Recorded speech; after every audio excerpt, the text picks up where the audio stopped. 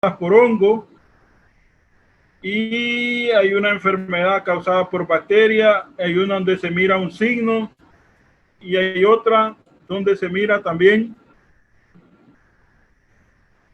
ya le admitimos a Rufino, ¿verdad? Hay otra enfermedad donde se miran síntomas, hay una enfermedad que es fácil de identificar por unos anillos que tiene. No sé si alguno de ustedes sabe cuál es la enfermedad fácil por los anillos concéntricos que tiene. Vamos a ver, se da en solanácea, hasta allí a legua se mira que es una hoja de una solanácea. ¿Qué enfermedad es? Alrededor del punto.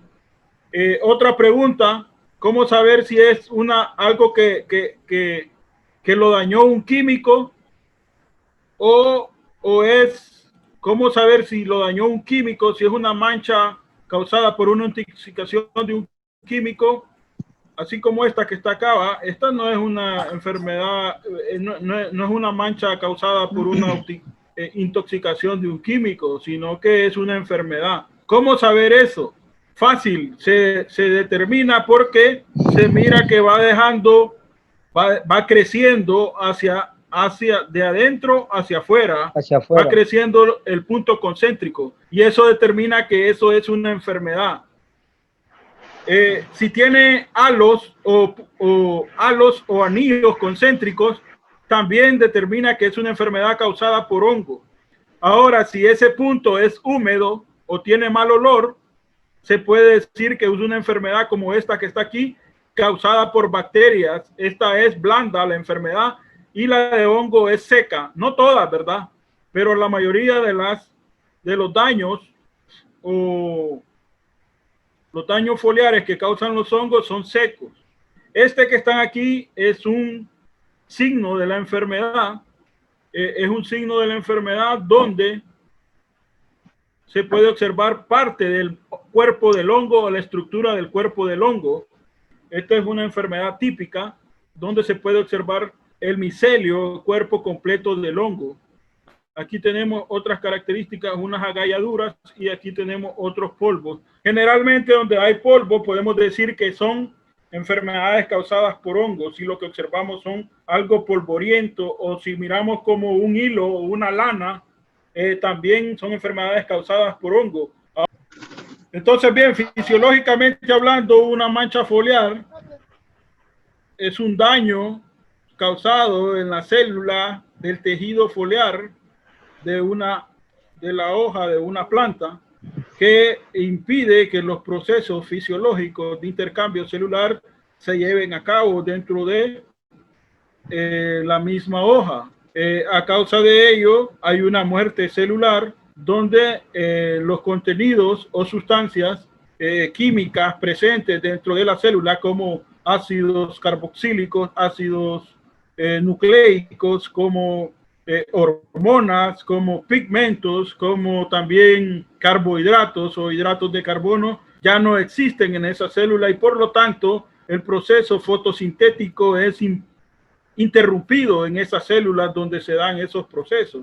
Entonces, de ahora en adelante, si alguien les pregunta qué es una mancha foliar, tienen que responder en base a esos aspectos que yo les acabo de decir en este mismo momento, ¿verdad? Claro que son signos visibles, claro que son, como lo está diciendo el compañero ahí en el chat, es una respuesta acertada, pero fisiológicamente y fitopatológicamente hablando, la respuesta debe ser esa, ¿verdad? Que son daños ocasionados en el tejido celular foliar de una planta, donde se pueden observar muerte celular debido a que las sustancias de la célula presentes, ¿verdad?, en la célula ya no existen, ya no se está dando el intercambio celular, ni el proceso fotosintético se está llevando a cabo. Entonces, eso lo que ocasiona es que el proceso de desarrollo y crecimiento de la planta sea interrumpido, ¿verdad? Entonces, eso es una mancha foliar. Entonces, se me olvida cómo son las siglas, y me llevaron a la finca, pues, para no alargarles el tema, y yo me acuerdo que yo me fui sin nada, pues porque me agarraron de entrada, no me avisaron que me iban a llevar, pero como ya habíamos impartido el módulo, como ya habíamos tenido experiencia con jóvenes y ya estábamos familiarizados con las enfermedades del cacao. Yo me acuerdo que había una muerte regresiva en el cultivo de cacao, una empresa que tenía 5 manzanas de cacao agroecológico y la muerte era regresiva, o sea, del pico de las plantas hacia abajo se estaban muriendo, o sea, secas completamente, como que si les habían metido fuego. Entonces empecé a buscar signos y síntomas. ¿Cuáles son los signos? Son las estructuras o cuerpos del hongo, ¿va? O parte del micelio o cualquier otra sustancia que se pueda ver. Si son bacterias, se puede ver jugo bacterial o mal olor. Entonces, luego empecé a ver la base del tronco de la planta de cacao con un grosor aproximadamente de unos 12 centímetros, entre 8 y 12 centímetros, y estaban unos agujeros pequeños. Entonces ahí pude observar que era la entrada del patógeno que estaba provocando esos agujeros, donde un cerambicide perfora esos troncos y en los cuerpos del cerambicide, ya sea en sus patas o en sus antenas o en sus alas, está el hongo que causa el mal del machete, y pudimos diagnosticar la enfermedad, pudimos decirle a los encargados de la finca qué acción tomar, y pudimos salvar aproximadamente 4 manzanas y media de finca, porque de un lunes a otro lunes ya se había muerto media manzana, ¿verdad? Entonces así era de drástico el avance de la enfermedad. Entonces, pero el diagnóstico de las enfermedades en plantas tiene tanto arte como ciencia. ¿Por qué ciencia? Porque debemos estudiar, porque ya hay científicos que han desarrollado lo que es la sintomatología de todas las enfermedades preexistentes en los cultivos. Casi no podemos encontrar enfermedades nuevas en ningún tipo de cultivo, excepto esas enfermedades que se llaman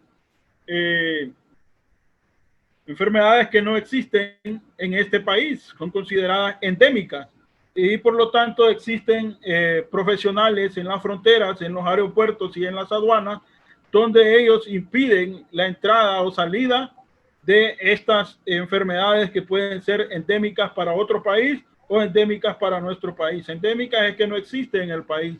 Entonces, pero las enfermedades que hay en Honduras, pues ya están sido estudiadas. Generalmente estudiamos las enfermedades que están saliendo nuevamente o cómo estas enfermedades están creando resistencia, ¿va? Eso es lo que hacemos como universidad. Eso es lo que he hecho yo en los cultivos de maíz, de frijol y de soya, estudiando enfermedades, cómo estas se comportan a través del tiempo.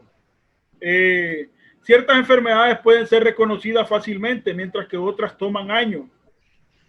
No pueden darse normas fijas aplicables en todos los casos, cada una requiere diferentes enfoques o de manera individual. El diagnóstico de las bases indispensables para lograr el control eficaz de una enfermedad se da solo cuando se conoce el agente causal y se puede consultar la literatura especializada que revela la experiencia de otros fitopatólogos y puede servir para planear las medidas de combate. Entonces, ahí lo que están viendo ustedes es una persona que está haciendo, poniendo en práctica los postulados de Koch. ¿Y qué son los postulados de Koch? Son una serie de pasos que se realizan para poder determinar que una planta esté sana o enferma. Entonces, por eso es importante conocer cada uno de los métodos que existen o que hay para poder saber qué tipo de organismo es el que nos estamos enfrentando, ¿verdad? El objetivo es mostrar el procedimiento correcto en la colecta y preservación de muestras, ¿verdad? ¿Cómo vamos a colectar las muestras? En lugar de Honduras, yo tengo un 99.99% de probabilidad que me va a dar la enfermedad de la... Vamos a ver. Cristian Salgado. Si yo siembro café en cualquier parte de Honduras, tengo 99% de probabilidad que me va a dar la enfermedad de la roya. De roya, ¿verdad? Si yo siembro maíz en cualquier parte de Honduras, tengo 99% de probabilidad que me va a dar la enfermedad de... Mancha de asfalto. La enfermedad de... Mancha de asfalto. Mancha de asfalto, ¿cierto? Todo por lo general. Mancha de asfalto, correcto.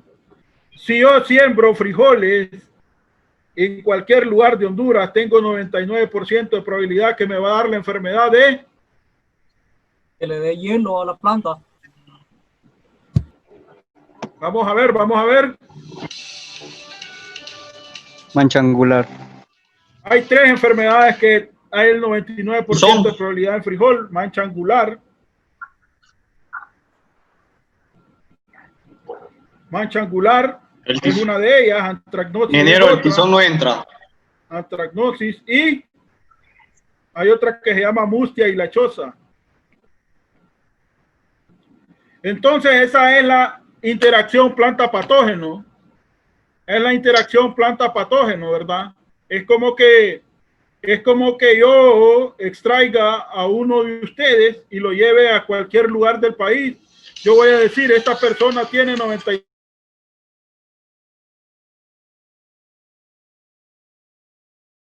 entre un patógeno y una planta. Es decir, todas las plantas están predispuestas o están diseñadas para que este patógeno les cause daño. Esa es una interacción planta-patógeno. Ninguna planta está exenta a que esta enfermedad le llegue.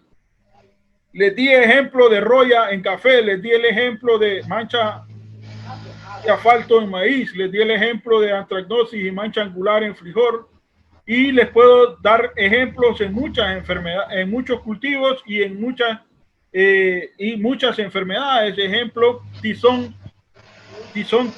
tardío y tizón temprano en tomate. La probabilidad de que a un hondureño le pegue gripe común, ¿cuánto es de un 100%? Es básicamente un 99%. A todos los hondureños nos pega gripe. ¿Por qué? Porque esta enfermedad está relacionada o hay una interacción permanente entre esta enfermedad y el individuo. Así es la interacción planta-patógeno. Entonces, para que ocurra una enfermedad, no solamente tiene que ser el ambiente saludable el ambiente favorable, o el hospedante puede ser susceptible, o el patógeno que sea virulento, sino que también, como dice la nueva escuela de científicos a nivel mundial, es por la interacción que hay entre la planta y el patógeno. Los austorios son la estructura con la que el cuerpo del hongo se adhiere a la célula vegetal de la planta. Entonces, eso es lo que permite la entrada del hongo. ¿Para qué se adhiere el hongo a la célula vegetal? Con el propósito de alimentarse, ¿va? Entonces, cuando hablamos de hospedante, nos referimos a lo que es la planta. ¿Por qué es hospedante? Porque es la que se va a encargar. Cuando hablamos de hospedante es porque se va a encargar de recibir al patógeno que llega adentro, ¿verdad? Si nosotros tenemos piojos en nuestra cabeza, somos los hospedantes de los piojos de nuestra cabeza, ¿verdad? Si tenemos parásitos en el estómago, somos los hospedantes de esos parásitos de esos estómagos. Del estómago. Entonces, así es, ¿va? Y el ambiente es lo que permite, es el entorno que permite que yo contraiga ese parásito, o es el entorno que permite que yo pueda contraer ese tipo de parásitos en la cabeza también, como son los piojos. Entonces, así son las plantas, ¿verdad? El ambiente favorable para el desarrollo de hongos y bacterias es un ambiente húmedo, es cuando hay mucha lluvia, cuando hay correntilla, y cuando hay seco también existen algunas enfermedades que son de la parte del clima templado, perdón, cuando es un clima templado y los climas son cálidos. Así que, entonces vamos a pasar a la siguiente diapositiva. Entonces, existen dos tipos de enfermedades, ¿verdad? Me acuerdo que la semana pasada alguien me preguntaba, ingeniero, ¿cómo saber si una enfermedad es de origen biótico o abiótico? Bueno, las enfermedades abióticas son las que no son causadas por microorganismos vivos. o por microorganismos infecciosos como bacterias, hongos y virus. Las enfermedades abióticas son enfermedades o daños causados en el tejido vegetal. Cristian Salgado pregunta si aún se utiliza el caldo bordelés. Sí lo hacen todavía los productores de tierra adentro, mezclan cal con sustancias a base de cobre, ya le aplican a la planta o hacen otros tipos de caldo, ¿verdad? Entonces, enfermedades causadas por organismos no vivos los puede ocasionar la alta o baja temperatura, ¿verdad? El exceso de luz o falta de luz también puede causar una enfermedad. La falta de oxígeno, el exceso o falta de humedad también, deficiencia nutricional, el pH del suelo puede determinar una enfermedad también. Algunos elementos de minerales del suelo están presentes de acuerdo a la alcalinidad y la acidez del suelo. Prácticas agrícolas inadecuadas, un tractor que viene de un cultivo contaminado y lo metemos a nuestro cultivo puede traer esporas de un hongo o de otra enfermedad, ¿verdad? O también puede causar daños como aplastamiento o daños mecánicos al cultivo. La intoxicación por plaguicidas también, una dosis mal hecha, una mezcla mal hecha o mala aplicación puede causar, y contaminantes atmosféricos, ¿va? Estos son los componentes que pueden causar una enfermedad en Copán. Entonces me especifican ahí. Entonces van a buscar 5 cultivos y de esos 5 cultivos me van a buscar 2 enfermedades abióticas y 2 enfermedades bióticas de cada uno de esos cultivos. Entonces, si 2 por 5 son 10 y 2 por 5 son 10, entonces van a ser 20 enfermedades en total que me van a mandar en el informe. ¿Cómo me lo van a mandar? Van a mandar fotos y van a decir, esta es la enfermedad tal, nombre común y nombre científico. Y me van a decir, esta es una enfermedad abiótica, es deficiencia de boro, deficiencia de zinc, daño mecánico. Esta es daño causado por acidez del suelo, daño causado por exceso de humedad, daño causado por falta de humedad. Me van a traer 10 enfermedades abióticas y 10 enfermedades bióticas. ¿Cuáles son las bióticas? Aquí está, miren. Saori. Enfermedades bióticas son las causadas por microorganismos, organismos causados como hongos, te vas a caer organismos similares a los hongos, Ingeniero, como los que son omicetos. En el caso de los omicetos, lo vamos a ver cuando estemos viendo la parte de hongos. Vamos a ver cuál es la diferencia entre un hongo y un omiceto. Entonces, cuando hablamos de omicetos, nos referimos a Rhizoctonia, nos referimos a Phytium, nos referimos a Phytophthora y nos referimos a Dampinot, a hongos como esos, que no son considerados hongos, pero la gente o los profesionales de la ciencia agrícola los tratan como hongos, ¿verdad? Entonces, cuando pensemos en hongos, también tenemos que identificar dentro de los hongos unos microorganismos que parecen hongos, pero no lo son, porque pertenecen en cuanto a la genealogía a organismos distintos de los hongos. Eso se llaman omicetos. Entonces, ahí vamos a estar hablando de eso, ¿no? Otras bacterias o microorganismos como bacterias conocidos como fitoplasma. Eliani, cuando llevemos la clase de hongos, le voy a decir esa respuesta, ¿verdad? ¿Cuáles son las diferencias entre un omicete y un hongo? Entonces, hay dos diferencias que son específicas. Una es en la estructura celular y otra tiene que ver con la pared celular del hongo, y otras dentro de sus células tienen un aspecto que es un poco más con exceso de algunas sustancias que impiden la penetración de otros de sustancias químicas para poderlas contrarrestar. Entonces tenemos que utilizar sustancias a base de cloro, como clorotalonil, para poderlos contrarrestar, ¿verdad? Gigantismo, el crecimiento acelerado de células, hiperplasia, ¿verdad?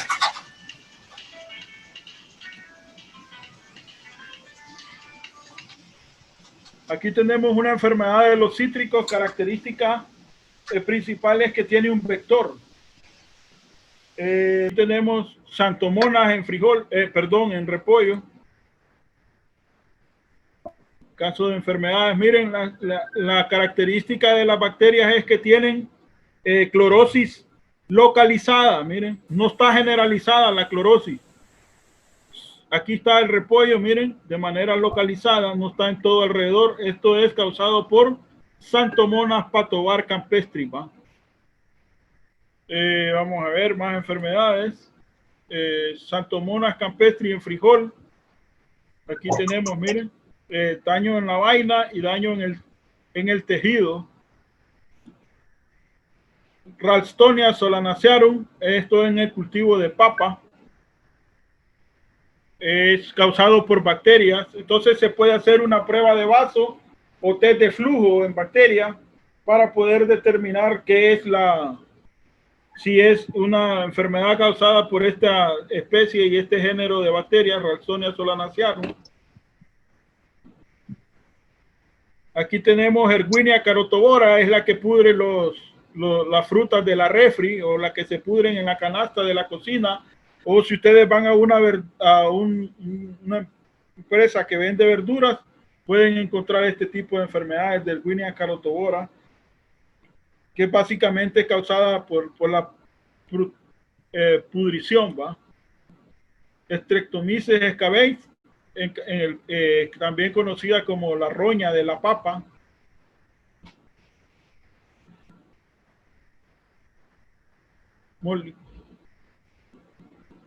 Aquí tenemos el virus del enanismo. Atendela, Jackie, por favor. El virus del enanismo, lo que es en maíz. Ingeniero, dígame. Ese es el achaparramiento que se llama también. El virus del achaparramiento causado por Peregrinus maidi y Daldulus maidi, que es el vector de esa enfermedad.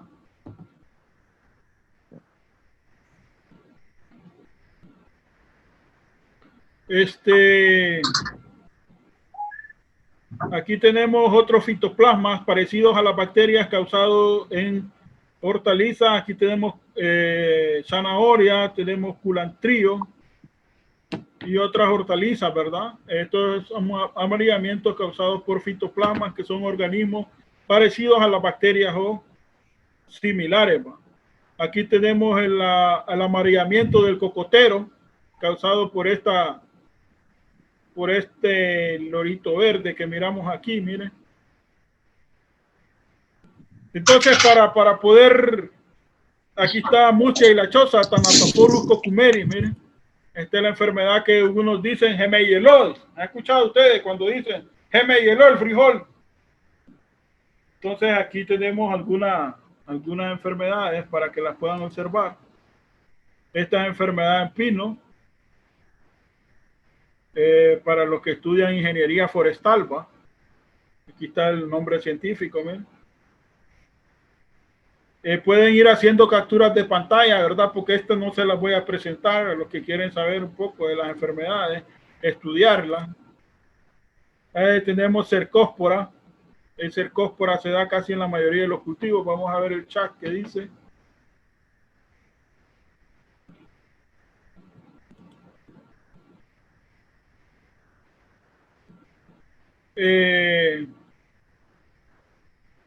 La del limón, ¿cuál es? Dije Wanlong B, HLB. Les ha hablado el ingeniero de frutales de esa enfermedad. Cristian. Causada por Diaphorinia citriva, que es un cílido, que es el que causa la enfermedad.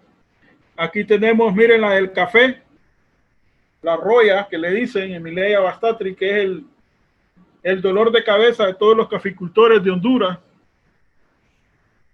Phytophthora infestan en lo que es papa. Esta la tengo en la presentación, esta imagen. Problemas de nemátodos principalmente son las agallas que dan o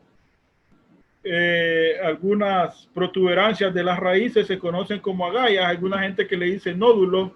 El nódulo se refiere a la asociación simbiótica entre bacteria y hongo causado por una bacteria que fija nitrógeno en el suelo. Y cuando hablamos de agallas son las que causan los nemátodos, porque ahí se dan la reproducción en sus raíces y debido a los ácidos que ellos contienen en su organismo, ¿verdad? Ingeniero. Hola. Escucha.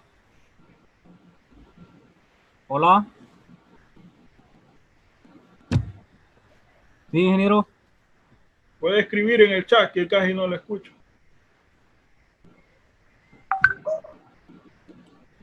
Este es el cuerpo de un nemátodo, ¿verdad? La especie de nemátodos que hay en el país. Una de las más importantes es Pratylencus. En las cafetalares se llama Pratylencus coffea.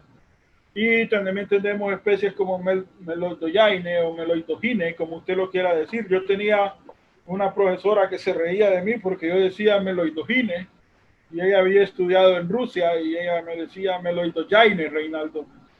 Entonces, no importa, ¿verdad? Lo importante es que usted la identifique, las especies, ¿va? Y cuáles son los daños que causan. Los nemátodos son uno de los asesinos silenciosos de los cultivos y responsables del 25 al 50% de las pérdidas. Generalmente viven en suelos arenosos o franco-arenosos. Ellos, como son de vida en el interior de la tierra, no van a estar en suelos que son arcillosos, aunque existen algunas especies que son específicas de suelos inundados, como los nemátodos del arroz. Aquí está, esto es parte pues de lo que era la presentación de algunas enfermedades. Quería que ustedes las conocieran o por lo menos que estuvieran familiarizados con ellas para que se puedan dar cuenta de cuáles son las manifestaciones que ellas presentan y cómo uno se puede asociar con ellas y la dificultad que hay al momento de establecer un diagnóstico. Pero ¿cuál es lo principal? ¿Cuál es lo principal para poder establecer un diagnóstico correcto? Tener una base lógica, o tener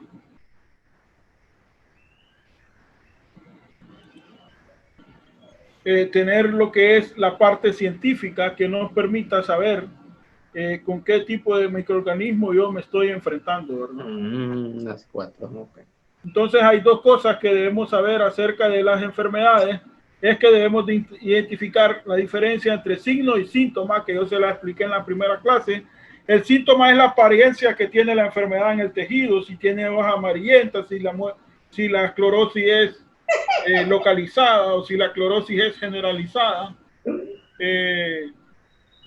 También la enfermedad puede ser en las raíces, por si son nemátodos, y si tiene agallas, entonces es síntoma de nemátodo.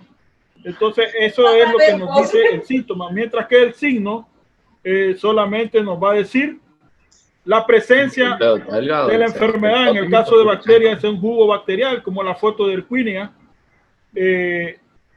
Y si observamos algunas vellosidades o lana o como pana, o que es un polvillo, ese también es el hongo presente, como por ejemplo hay una enfermedad en guayaba, hay una enfermedad que se llama fumagina.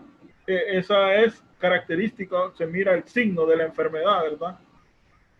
Entonces ahí para que ustedes vayan familiarizándose. No sé si me entendieron en qué va a consistir la práctica de ustedes. Voy a recapitular. Estamos claros, ingeniero, estamos claros.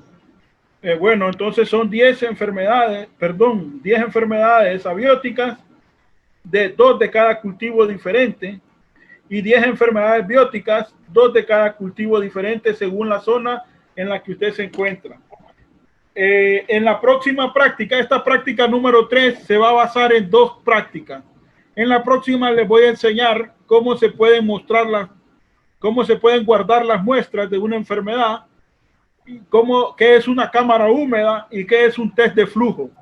Entonces, para la próxima semana yo les voy a pedir que se vengan con tallos con el grosor de un lápiz, tallitos de plantas que tengan el grosor de un lápiz, lo recortan y tienen un vaso transparente y un tape transparente para poderlo meter con agua y poderle hacer el test de flujo. Con lo de la clase vamos a avanzar la otra semana. Yo creo que por hoy solamente esto ha sido. Hable del hielo del frijol, dice, en forma de humo como bruma, y la imagen del café que usted mostró dijo que era roya. Está por debajo de la hoja, y esa imagen se mostró usted, yo lo conozco como ojo de gallo. Bueno, se puede confundir con el ojo de gallo. En realidad la imagen no está muy clara porque está muy larga, pero estaba el nombre científico ahí de Mileia Bastatri. Cuando se refiere a hielo del frijol, ingeniero, nos estamos refiriendo a 3 enfermedades. Una de ellas es mustia y lachosa, que te queda el frijol como que te le echaron gramoxón o randomax o glifosato, que lo quema. Eso se llama mustia y lachosa. Si te queda amarillento y con unas pizcas negras angulares, esto se llama mancha angular. Esta enfermedad es transmitida por un hongo que se llama Fusarioxis grisiola o Pseudocercospora grisiola. Hay mucha literatura. Al final es el mismo hongo, más conocido como Fusarioxis grisiola. Este también es otro de los hongos que tienen que ver con el hielo. Y el tercer hongo que está metido ahí es Coletotrichum lindumitiano. Son 3 hongos. Cualquiera de esos 3 te va a causar amarillamiento y te va a poner el frijol como que te le han echado algún químico. Puedes decir, el vecino vino y me le echó químico. Generalmente el hielo surge después de 3 días de lluvia constante o 2 días de lluvia constante. Viene el frijol y te deja, viene ese hongo y te deja reventado. Entonces, si no has utilizado un fungicida preventivo, si no le has dado el estímulo al cultivo, te lo va a arrasar y te puede dejar velando, ¿va? He visto agricultores que tienen cultivos de frijol de 6 manzanas y en 3 días se han quedado con menos de 1 manzana. Entonces, eso es, ¿va? ¿Por qué? Porque no estamos haciendo las aplicaciones preventivas para contrarrestar estas enfermedades. No sé si le despejé la duda al ingeniero ahí que me habló acerca de lo que es el cultivo de frijol, el ingeniero Eddie Pérez. Olga Reyes dice de cualquier planta. ¿A qué se refiere, Olga? Sí, le entendí ahí. Hola. Sí, le entendí ahí acerca del frijol.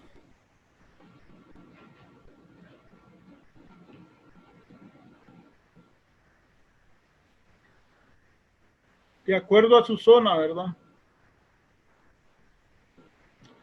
Los tallos que sí pueden ser de cualquier planta. No, los tallos pueden ser de frijol, los tallos pueden ser de tomate, de papa, de cultivo de tomate, de papa, de frijol, de chile dulce. Pueden buscarse chiles, hay unos chiles que son, ¿cómo se llaman estos chiles? Silvestres. Y en el caso de que lo único que se encuentra aquí fuera monte. Si no tenemos esas plantas a la disposición, ¿qué tipo de planta? Busque plantas ornamentales de cualquier tipo. Pueden ser laurel, puede ser, ¿cómo se llama el otro? Napoleón. Lo que sea, ¿va? Con tal tenga el grosor de un lápiz, puede traerse esas plantitas, un vaso de vidrio transparente lleno hasta la mitad de agua y un té transparente. Yo voy a tener aquí también eso. Vamos a hacer una práctica que se llama test de flujo y ustedes pueden buscar videos ahí en YouTube de test de flujo y ahí pueden ver para qué sirve y cómo se utiliza, ¿va?